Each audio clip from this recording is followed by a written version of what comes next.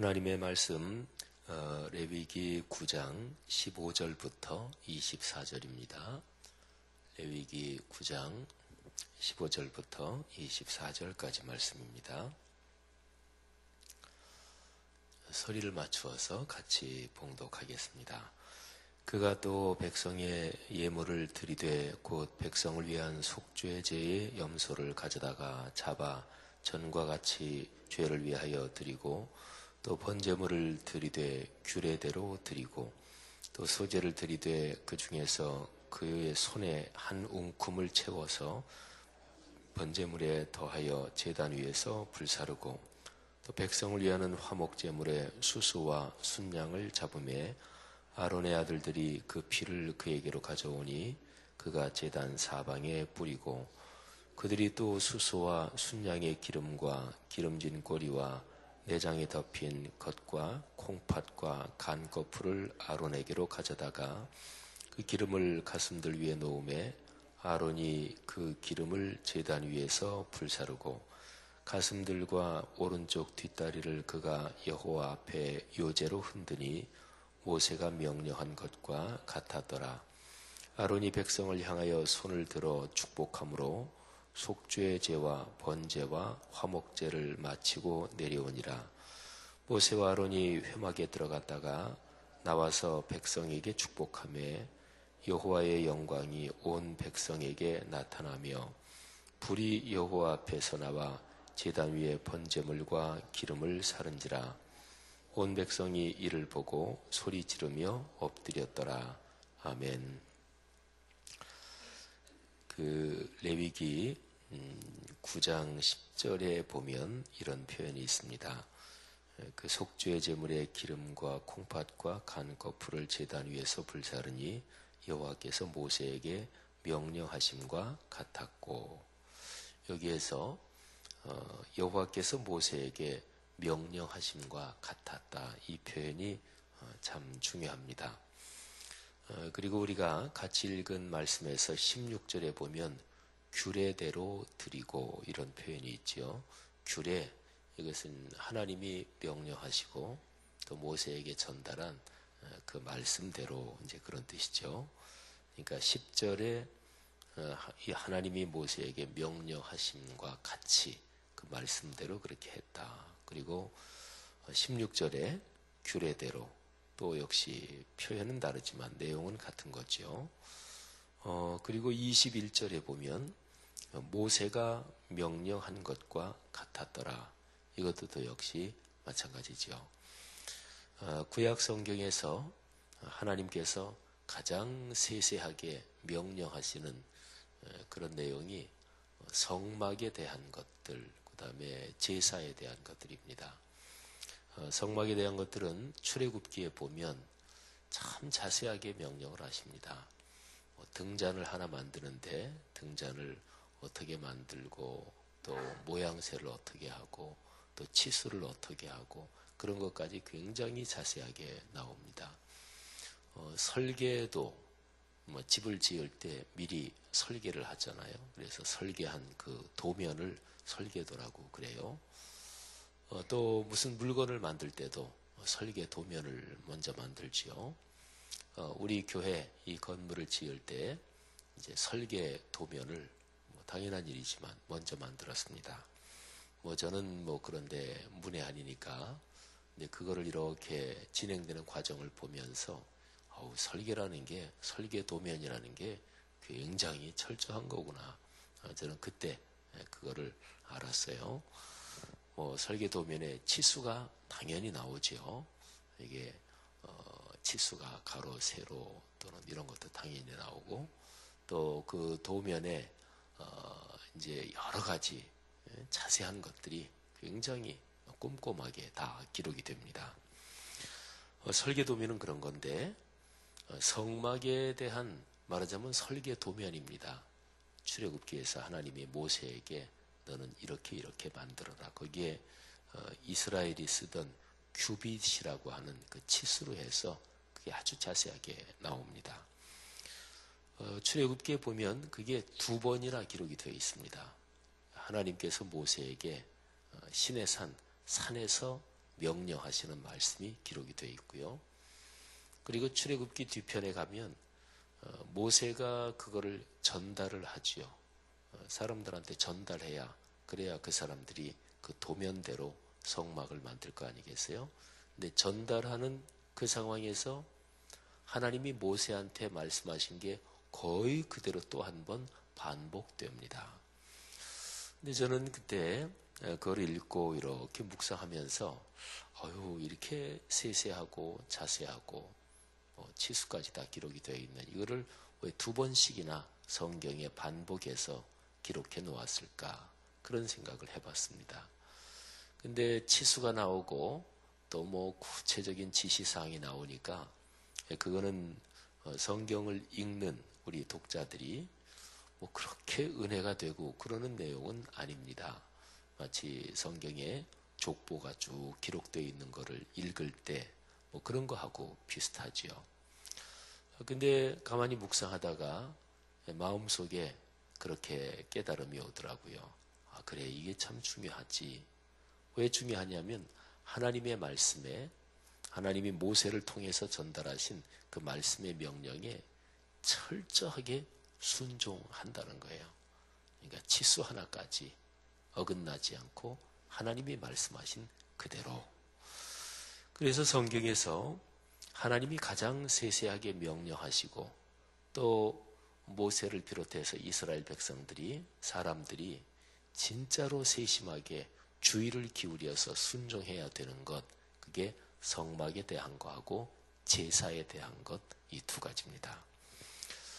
여기 9장에 나오는 이 제사는 성경에 제사 드리는 장면이 뭐 이렇게 저렇게 굉장히 많이 나오는데 이 9장은 특별합니다. 그런저런 제사 장면 그 중에 하나가 아니에요. 왜냐하면 이 9장에 나오는 제사는 제사 제도가 제일 처음 시작될 때, 그때에 모세가 하나님의 명령을 받고 그리고 최초로 제사장을 세웁니다. 그러니까 아론이 말하자면 1대 제사장이에요. 아론하고 그의 아들들 넷을 제사장으로 세웁니다. 그러니까 제일 최초로 제사장을 세우면서 드린 제사, 그게 레위기 9장에 기록이 되어 있는 거예요. 근데 그 제사 드린 거를 쭉 기록을 하면서 강조된 것이 아까 말씀드린 대로 하나님께서 모세를 통해서 주신 말씀대로, 명령대로 했다, 규례대로 했다, 또 모세가 전하는 명령대로 했다, 그런 게 이제 명백하게 강조가 됐지요.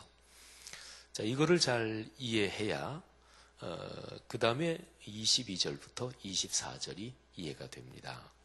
자, 22절 보면 그렇게 제사를 이제 마쳤습니다.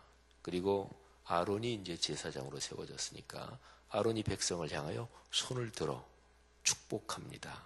그래서 속죄제, 번제, 화목제 이런 거를 다 마치고 아론이 이제 손을 들어서 축복하는데 바로 그때 여호와의 영광이 백성 전체에게 나타납니다. 근데 여호와의 영광이 어떻게 나타났을까? 눈에 보이는 현상이 있었고 보이지 않는 것도 있었을 거예요. 우선 눈에 보이는 거는 여기 성경에 기록이 되어 있지요. 24절입니다. 불이 여호와 앞에서 나와 제단 위에 번제물 기름을 사른지라. 그러니까 불이 나왔어요. 이거는 보이는 현상으로 실제적으로 그런 사건이 일어났다는 거죠. 그래서 그 제단 위에 올려놓은 그 제물을 불태웁니다. 그러니까 번제단에 제물을 놓고 그 밑에 이제 불을 피우거든요. 그러니까 사람이 불을 피운 그 불로 이게 탄 게 아니고 여호와 앞에서 불이 나왔어요. 그래서 그 제단 위에 모든 제물을 살라버렸습니다. 너무너무 놀랬겠죠, 그죠? 백성 전체가 이를 보고 크게 소리를 지르면서 비명을 지른 사람도 있었겠죠. 또 막 두려워서 공포에 떤 사람도 있었을 것입니다. 그러면서 온 백성이 다 엎드렸습니다. 자, 이게 이제 나타난 현상이고, 그리고 눈에 보이는 현상은 아닌데 여기 23절에 여호와의 영광이 온 백성에게 나타났다. 근데 여호와의 영광이 나타났다. 이게 좀 더 구체적으로 어떤 것일까? 이거는 그 뒤에 나오는 여호와 앞에서 불이 나와서 제단 위에 제물을 태웠다. 그거를 뜻하고요. 눈에 보이지 않는 현상으로는 하여간 불이 나와서 제단 위에 제물을 태우면서 그것 때문에 백성 전체가 놀라고 그리고 땅에 엎드렸는데 이 백성들의 마음속에 하나님께서 같이 하시고 하나님께서 나타나신다. 하나님의 손이 지금 우리와 같이 있다. 이런 게 백성 전체의 마음에 느껴지면서 큰 어떤 경외심이 백성들의 마음속에 가득해진 거지요. 백성들이 하나님이 모세를 통해서 명령하신 제사 제도 그리고 하나님의 거룩한 말씀의 명령, 그 말씀의 명령을 실천하고 순종할 때 하나님께서 그 자리에 같이 하신다. 이런 거를 보여주시고 또 나타난 현상으로서 백성들 전체의 마음속에 큰 경외심이 들게 하신 거죠. 여기 여호와 앞에서 불이 나왔다. 그러면 여호와 앞에 이게 어디를 구체적으로 가리키는 것일까?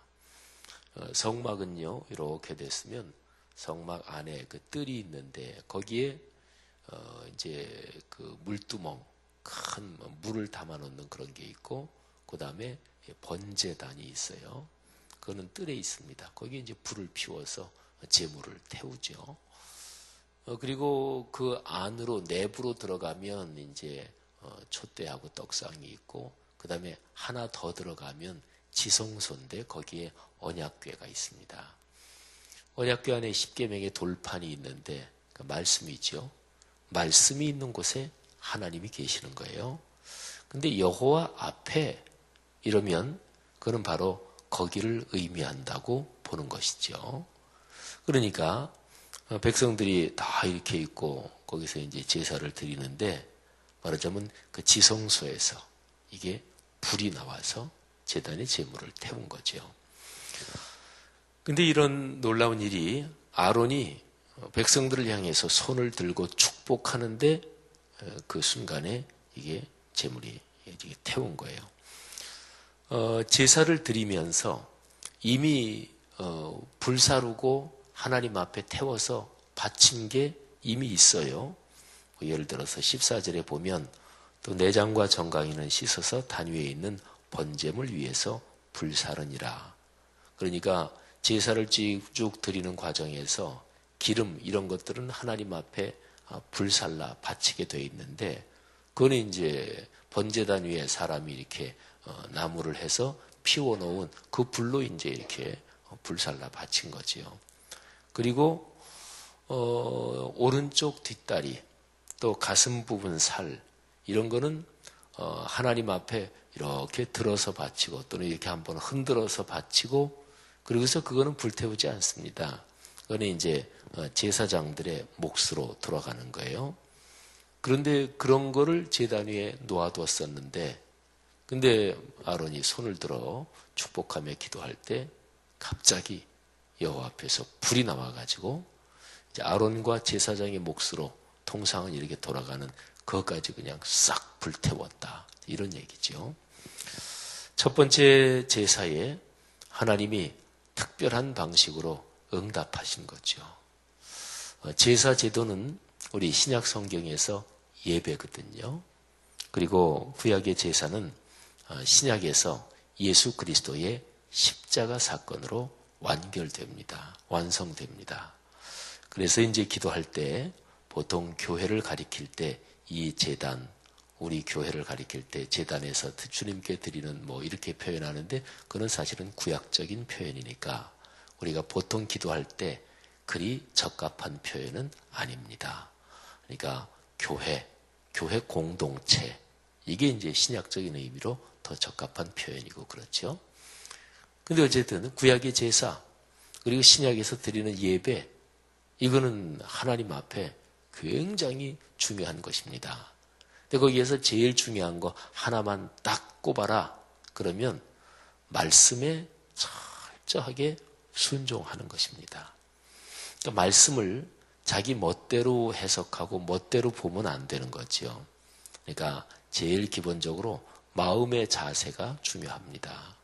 마음의 자세에서 하나님을 사모하고 그리고 하나님의 은혜를 간구하는 그런 간절한 마음이 있어야 하고, 그리고 내 마음을 열고 겸손하게 주님의 말씀을 받을 마음이 있어야 돼요. 그리고 예배를 드릴 때 하나님의 말씀에 내가 순종하겠다, 하나님의 말씀에 따르겠다, 이런 마음이 있어야 돼요. 저 같은 이제 목회자들은 성도님들이 예배 끝나고 아유 목사님 은혜 받았습니다.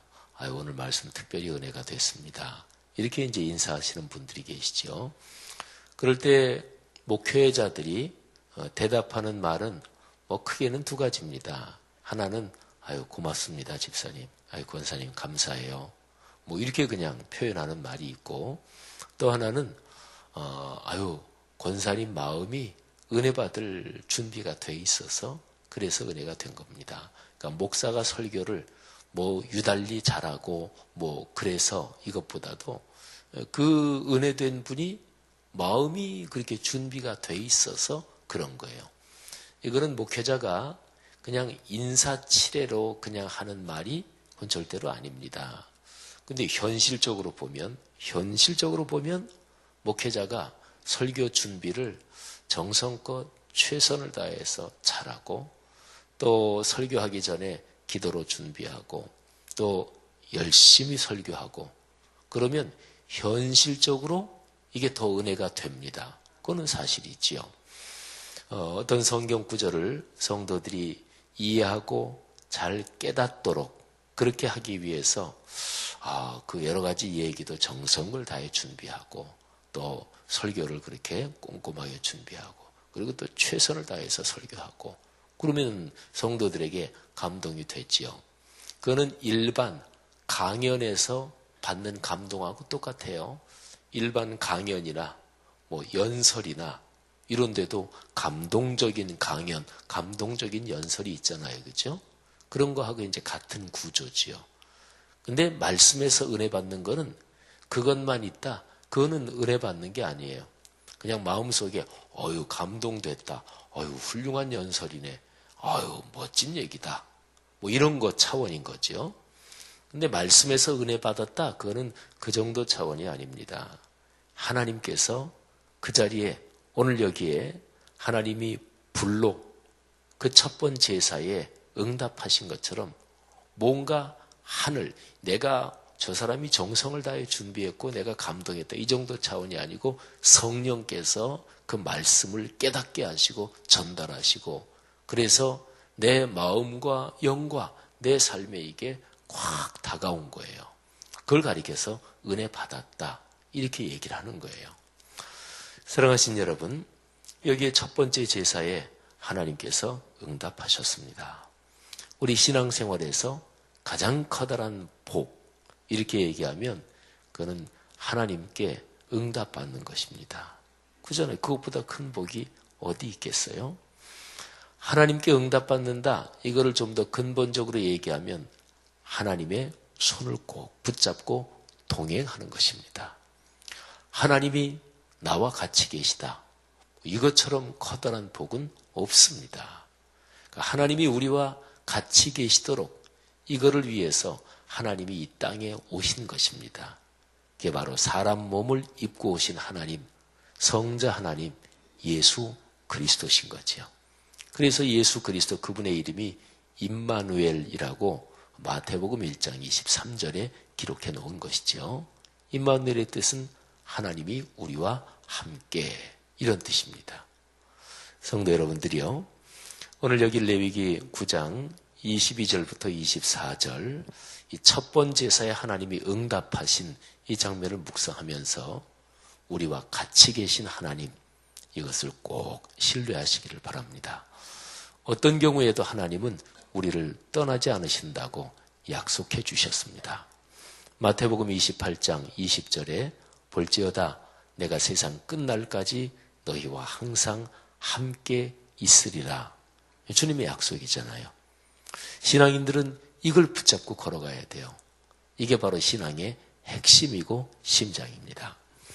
하나님께서 오늘 하루도 여러분과 동행하시고 또 여러분이 기도하시는 제목들 응답하실 것을 믿습니다. 또 우리 수험생들 바로 이틀 전에 지난 주간에 수능을 보고 또 이제 논술 시험 이런저런 대학 입시 과정 쭉 진행하고 있을 텐데 하나님께서 또 함께 하시기를 축복합니다. 또 사회가 아직 한참 혼란스러운데 하나님께서 이 사회를 좋은 방향으로 법치의 민주주의가 잘 회복되는 방향으로 또 경제도 더불어 잘 사는 그런 경제로 더 발전돼 가고 또 고쳐지게 하실 것을 믿습니다. 나라와 민족을 위해서 기도해 주시고 또 하나님께서 여러분의 삶에 필요한 모든 것 채우시기를 축복합니다. 기도하겠습니다. 하늘아버지 은혜를 진심으로 감사합니다. 우리와 같이 계시는 그 크신 은혜 진심으로 감사합니다. 하나님 앞에 나올 때마다 은혜를 사모하고 갈구하는 마음을 저희 속에 주시고 또 겸허한 마음 그리고 사모하는 마음으로 말씀을 듣고 또 하나님의 뜻을 기다리며 하나님께서 말씀해 주신 대로 순종하고 결단하고 실천하는 우리 모두가 되게 해 주옵소서.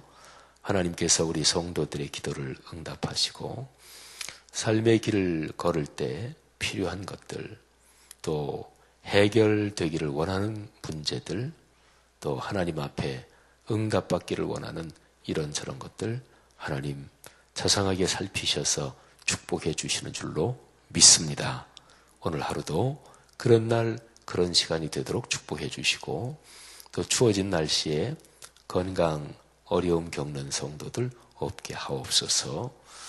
우리 성도들 가정에 자녀들 대학 입학 시험 또 취업이나 승진을 위한 각종 시험들 하나님이 축복해 주시고 또 이 사회 지금 여러모로 어려운 시기를 겪고 있는 것 주님께서 아십니다. 그러나 우리는 하나님 아버지의 섭리를 믿습니다. 축복해 주옵소서. 예수 그리스도 이름으로 간절히 기도합니다. 아멘.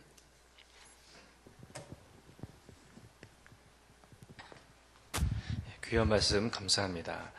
오늘은 말씀 삶 공동체에 대한 공동 기도문을 함께 교독하며 기도하겠습니다. 성경의 중심, 가르침 말씀 삶 운동, 온 세계 선교의 비전은 주님이 말씀 삶 공동체, 성락 선교교회에 주신 명령임을 믿습니다. 이 소명을 사명으로 받아 순명하여 이루도록 우리를 이끌어 주옵소서.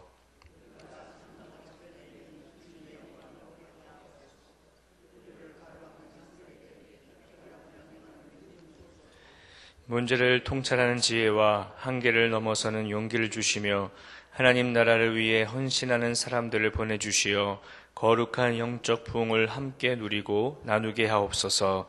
아멘. 함께 주기도문 하시겠습니다. 하늘에 계신 우리 아버지, 아버지의 이름을 거룩하게 하시며 아버지의 나라가 오게 하시며 아버지의 뜻이 하늘에서와 같이 땅에서도 이루어지게 하소서. 오늘 우리에게 일용할 양식을 주시고 우리가 우리에게 잘못한 사람을 용서해 준 것 같이 우리 죄를 용서하여 주시고 우리를 시험에 빠지지 않게 하시고 악에서 구하소서. 나라와 권능과 영광이 영원히 아버지의 것입니다. 아멘. 이 시간 다음과 같은 기도의 제목으로 기도드리겠습니다. 지금 들은 말씀이 내 삶으로 이어지게 하옵소서. 성경 2000 통독을 통해 말씀의 복을 누리게 하소서. 전도 특공대를 복되게 사용하시고 사역을 통해 전도의 열매가 넘치게 하옵소서. 수요 예배 가운데에 하나님의 은혜와 평강이 넘치게 하소서. 교회의 머리이신 예수님을 따라 십자가의 사명을 잘 감당하는 한국교회가 되게 하소서. 성도들의 가정과 사업 위에 하나님의 은혜와 축복이 넘치게 하소서. 공동기도문의 기도 제목과 각자의 기도 제목을 따라 기도하시다가 삶의 자리로 나아가시겠습니다.